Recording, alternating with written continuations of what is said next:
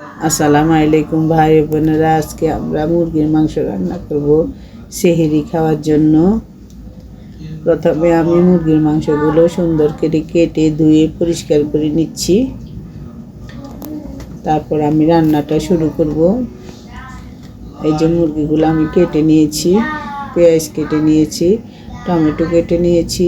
আজকে আমি কাঁচামরিচ বাটা দিয়ে রান্না করব। 2টা আলু কেটে নিয়েছি, রসুন বাটা নিয়েছি, একটা গাজর, কিছু মটরশুঁটি নিয়েছি, এই যে কাঁচামরিচ বেটে নিয়েছি, আর আদা বেটে নিয়েছি, দারচিনি, এলাচি, লং এগুলো নিয়েছি।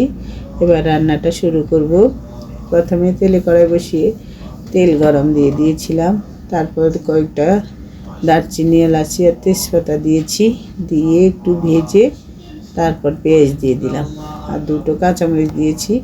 যেহেতু আমরা বাটা কাঁচামরিচ দেবো, ওই জন্য 2টো দিয়েছি গোটা। এখানে আমরা কোনো শুকনো মরিচ ইউজ করব না। এবার রসুন বাটা দিয়েছি, এই যে কাঁচামরিচ বাটাগুলো দিচ্ছি, আর পাশাপাশি আদা বাটা দিয়েছি। দিয়ে আমি ভালো মতো মশলাগুলো ভাজবো তেলের সাথে। এবার লবণ দিয়ে দিলাম, হলুদ দিয়ে দিলাম। লবণ হলুদ দিয়ে আরেকবার মশলাগুলো কষিয়ে জিরার গুঁড়া, ধনিয়ার গুঁড়া আর গরম মশলা গুঁড়ো দিয়ে দিলাম।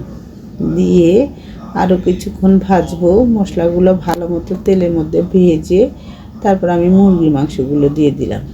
মুরগির মাংসগুলো আমি কিছুক্ষণ ভাজবো, একদম ভালো মতো ভেজে। দেখুন, এবার আমি মটরশুঁটি আর গাজর দিয়ে দিলাম। মটরশুঁটি আর গাজরও আমি মশলার সাথে, মাংসের সাথে ভেজে তারপর 2টো আলু দিয়েছি। আলুটা অপশনাল, না দিলেও এভাবে রান্না করা যাবে, খেতে খুব ভালো লাগে। আমার আলু ভালো লাগে দেখে আমি 2টো আলু দিয়েছি। এবার ভালো মতো কষিয়ে আমি পানি দিয়ে দিলাম, দিয়ে ঢাকনা দিয়ে দিলাম। এই যে আমি আধা ঘন্টার মতো চুলাটা একদম কমিয়ে রান্না করেছি। আমাদের রান্নাটা হয়ে গেছে, এবার নামিয়ে নিয়েছি।